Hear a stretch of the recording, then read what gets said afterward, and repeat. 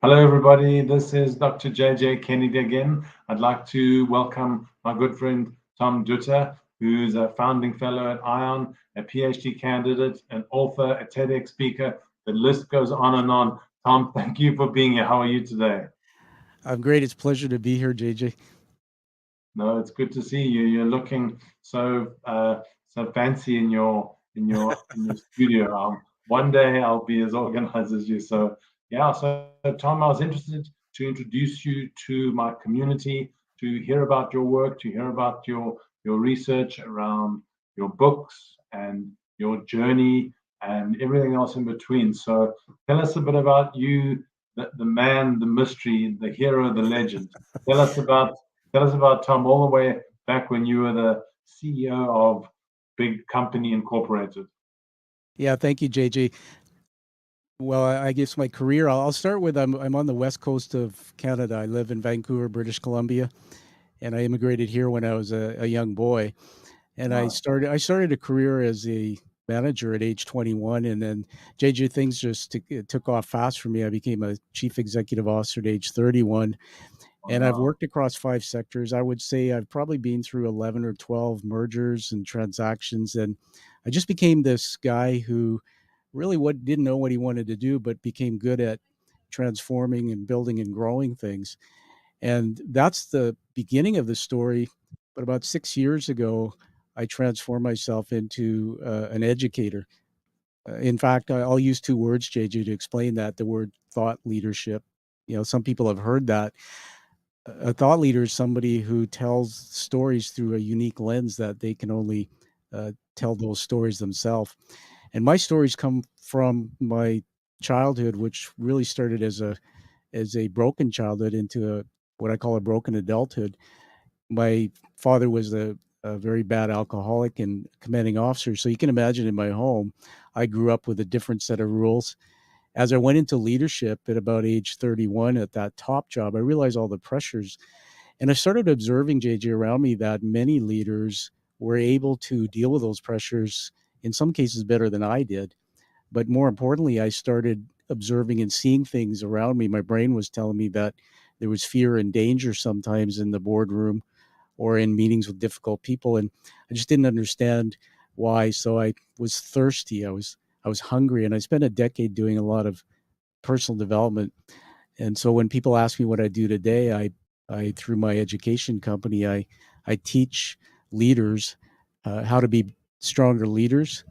And my definition of leader is a leader creates other leaders, JJ. So, I work with people who basically want to be better communicators, or people like myself who have grown up in their careers and maybe struggle with limitations in their personalities. And I help those people through my coaching and workshops. You mentioned my other work. I have a platform, so I have published books, and I use them as textbooks to teach as well. I have a live stream radio show where I bring on leaders like yourself, and we'll just talk and tell stories and learn from that. And the last part of it is I'm a founding fellow now with Ion, and I really have to thank you for discovering me. So it's good to be here. You're not hard to discover, Tom, but thank you very much for that. I'm interested in your work and as a founding fellow at the Institute of Organisational Neuroscience. I'm interested in your curiosity with the brain. So Yeah. it'd be interesting to hear about your thinking academically as well as personally. What has been going on in Tom's brain that got you in the brain and now researching the brain? So tell me a brainy story. Well, I have to say, everybody, that JJ's one of the founders of Ion, and really, if you hadn't discovered me, I don't think I would have realized just how powerful my brain is. But I want to just have some fun with the audience for a minute and put these on. You might think I'm that guy, Sure. guy Bono, but these are. As I sit here and talk to you, in 2018, in August, I slipped in a bathtub. I was doing the Ride for Cancer up here in Canada, 225 kilometers up and down hills on my bike. And I fell and I cracked a hole in the tub and I sustained a serious brain injury. And 4 years later, JJ, I have double vision and photophobia. I can't properly use my vision. And the part of my brain I fell on was the optic center here, which controls vision. but that was dramatic. I could have died the way I fell, but it led me on a path for 4 years into the field of neuroscience. And I know we don't have too much time, but I'll tell you one of the experiences. I walked into what's called the Surrey Neuroplasticity Clinic and was introduced to advanced medical technology and this concept of neuroplasticity. And they really had to train me how to walk straight. I had a fear of falling downstairs. I had broken vision, and we really didn't know what was happening. And as a guy who's an educator and a teacher, you can just imagine that I was stressed and I slipped into depression and all of those things that come with it. Now, as I sit here today, I'm stronger than I ever was, and I have this slight disability with my vision. But the gift that I found through that whole experience was that there's the power of the brain. And for leaders out there, when I teach and coach now, we can teach leaders how to use these hacks or heuristics to change behavior through the lens of neuroscience, or teaching them how their brain works. But I want to tie this to what you asked me about my work as a founding fellow, and I am working towards that PhD. I'm a candidate, thanks to you, JJ. The I made a connection that through my body of work, I've been interviewing and coaching and teaching people all my life, and I started discovering that it was things that happened in my own childhood that manifested themselves in the fears I had as a leader. So, for example, JJ, a really quick story. I was in a boardroom when I was in my mid 20s.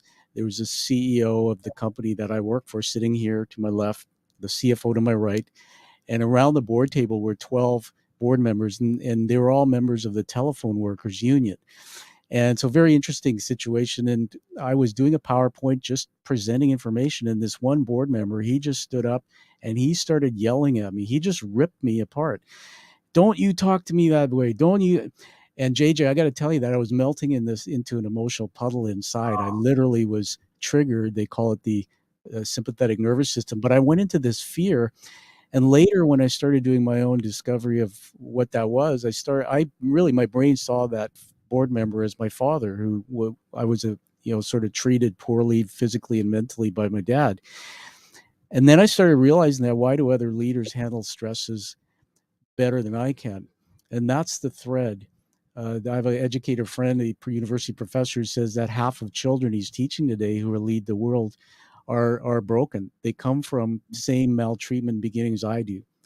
So what's that thread? Well, through all of the interviews and things I've done and books I've written, I went back and I started looking at the people I talked to, and they revealed these stories as well through their lifelines, where they were running into these voices in their head, or running into things where their brain wasn't interpreting the real world around them, or the stress system. They weren't able to pause and think, but they would be very reactive, like I was, which, by the way, doesn't end well if you react. I mean, my first marriage ended because I was very reactive. And today, 26 years, I love my wife. And so, what am I doing with the PhD? Well, I want to change the world, JJ. I want to find a way to use neuroscience. And I think I'm onto it because apparently I've been talking about the brain for 10 years.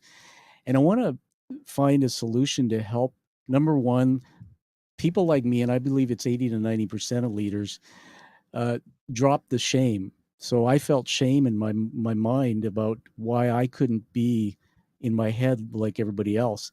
Yet on the outside, I was confident, winning awards and climbing the ladder.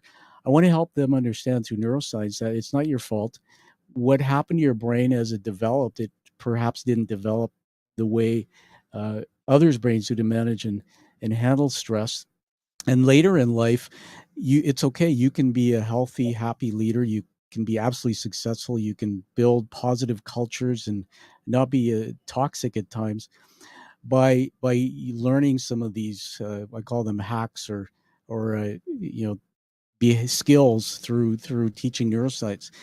Why I'm so confident about it, JJ, is through the neuroplasticity clinic and my own injuries. They taught me through neuroplasticity. They actually changed me, and so I have evidence that my own brain changed through some of the things that I did.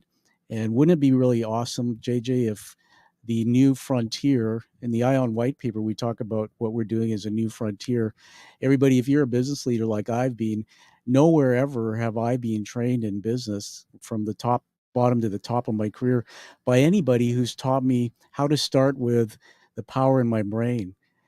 It's always been about just behavior, and in behavior, it's not deep enough. You can't make that type of change. So I'm excited as a founding fellow of ION. I uh, I have another ION friend, including you, and I coined the phrase BFF, best founding fellow. So, but everybody, I want you to come and explore what we do. Visit our LinkedIn group because we're really bringing.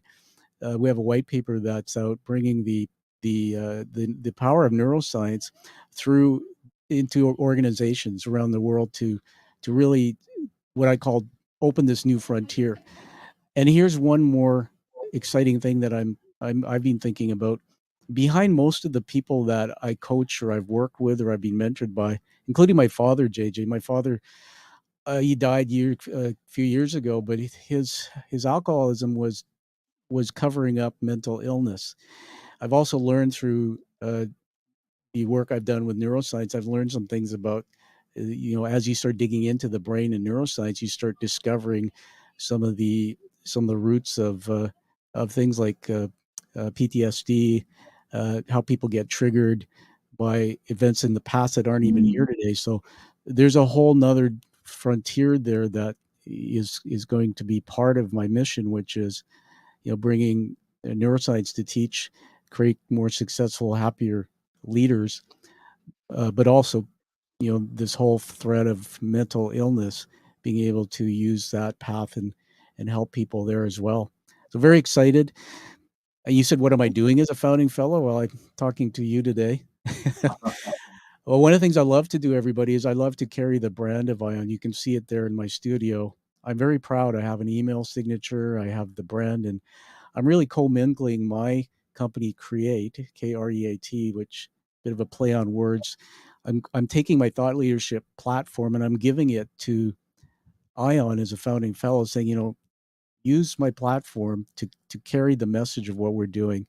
So the best thing that I can ask people to do is come to our website, check out what we're doing, join our LinkedIn group, and also check me out and see what I do.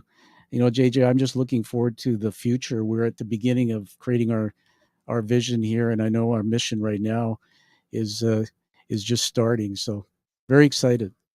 Really excited to have such high energy from you, Tom. On top, I love it the way you rock and roll with me. Don't leave me hanging. But I think we can do some great work together, Tom. I'm eager to get the show on the road with your doctoral candidacy. I'm eager to start building the brand with you. And I'm eager to continue our beautiful friendship across the continent. So thanks once again for the time to chat and to meet you. I'm sure we'll chat again on this platform and on yours. So is there anything else that I haven't asked you or that you want to mention, or is that good to go? Oh, you can ask me anything. I guess a little known fact is I was born halfway in the back seat of a cab on the way to a military base in the UK. So, how about that? And I'll probably Uh, be doing my PhD well, somewhere in the UK. that's that sounds very curious. But let's Thank build you. that into the next conversation. Tom, thanks again for being on the podcast. I really enjoyed it, and I'll speak to you soon. Thank you, JJ. It's been a pleasure. Okay, thanks.